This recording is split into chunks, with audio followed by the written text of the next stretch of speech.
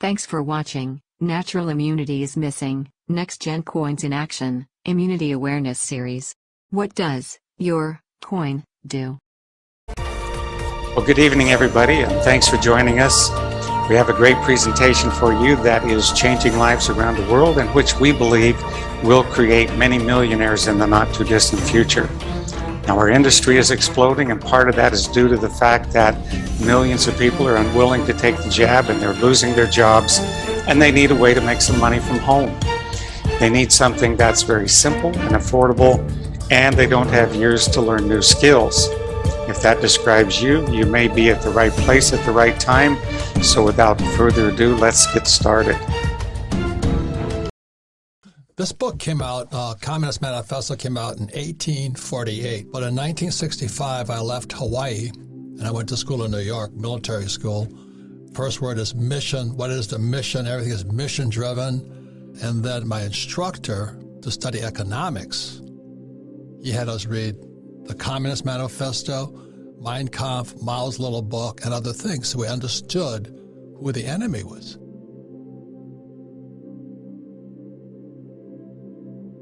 What he recognized was the flaws, again in 1848, the flaws in capitalism. So stage one would be socialism, which we had in 1933. FDR puts us on Social Security, we got welfare, Obamacare, and now we have so many Americans without that government stimmy check. We're finished. Then he said stage two would kick in. So in 2020, I'm not a Republican or Democrat, I'm not endorsing Trump, who's a friend of mine, or Biden. I'm saying communists took over in 2020.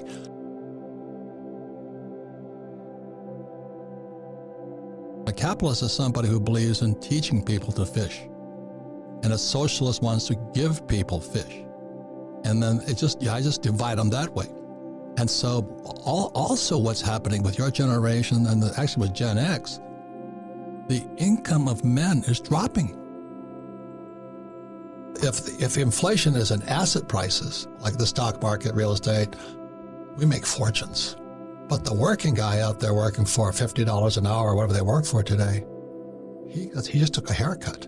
Then he can't afford to live. And then you have the southern border right on our border right here, wide open. People are coming in droves. They have smash and grabs. This is all stage two communism. It is so screwed up, I can't believe it. There was capitalism. Stage one was socialism.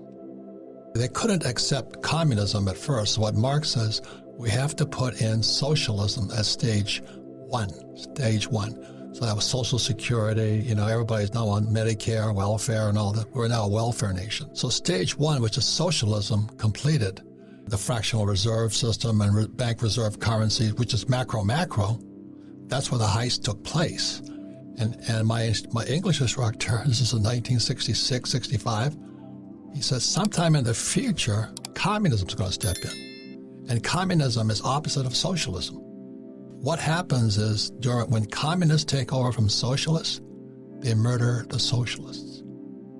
If you look at history, every time communists took over, the first people they kill are the intellectuals. And that's about to start.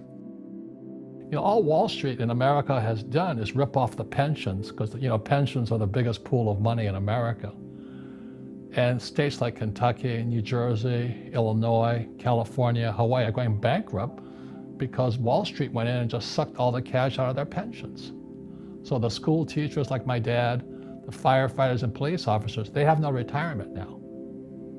And so that's why it's fake money, fake teachers, fake assets. They're the same system. If you're not going to study, you're not going to practice and all that, then you should do what Wall Street tells you to do.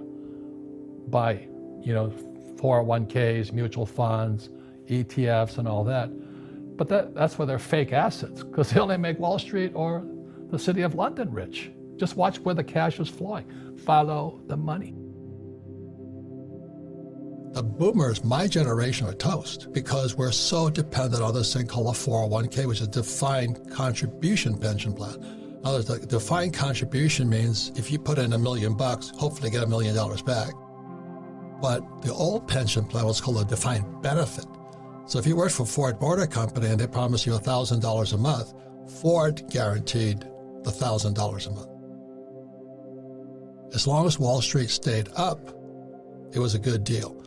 And prior to 1971, it was really smart to save money because after 1971, they started printing it. 74 was the ERISA. 74 was a major change. And then came the 87 stock market crash, and a few people understood that the thing about gambling. Then came the Glass-Steagall. They repealed Glass-Steagall, I think around 1995 or something like that. It made commercial banks and investment banks the same. You could gamble. And there was so much corruption that came when you had investment banks and regular savings banks getting together. So they started putting savings of the savers into the stock market. That's what the repeal of Glass-Steagall did. Then we had the crash of 2000, which they called the dot-com crash.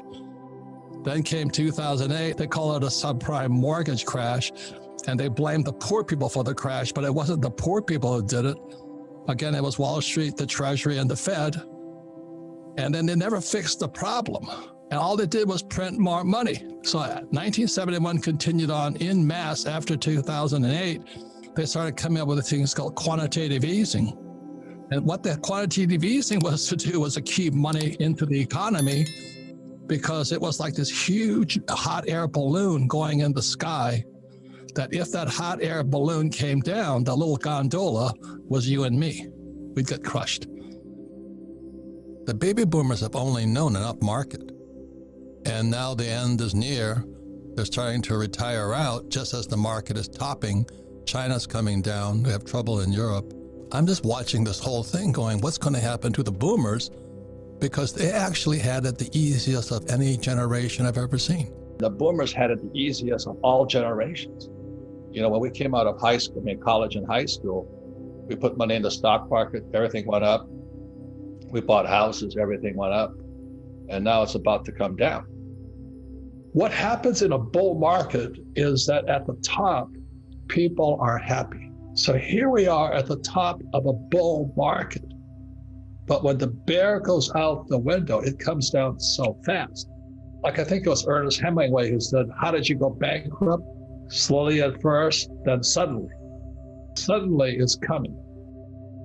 You know, if you like stocks, bonds, mutual funds, ETFs, have a good life. But once I saw the process of how you take nothing, you take a bunch of BS, and you turn it into a stock and you take it public on the Toronto Stock Exchange, and then if lucky, it goes to the NASDAQ or the New York Stock Exchange. I really don't like the process personally, you know, but all it did was convince me why gold, silver, and today Bitcoin, far more solid investments given what's going on in the economy. The big debate is there inflation or deflation? And if you look historically, what's happened today is the nominal debt to GDP is a correlation of M2, the volume of money, times the velocity of money. And the reason Yellen and Powell are scrambling is because they've expanded M2, so everybody thinks there's going to be inflation. But the velocity of money is plummeting. People are not spending. In 1970, when I graduated from school, $1 million at 15% interest earned me $150,000 a year. Now you could live on $150,000 a year back then.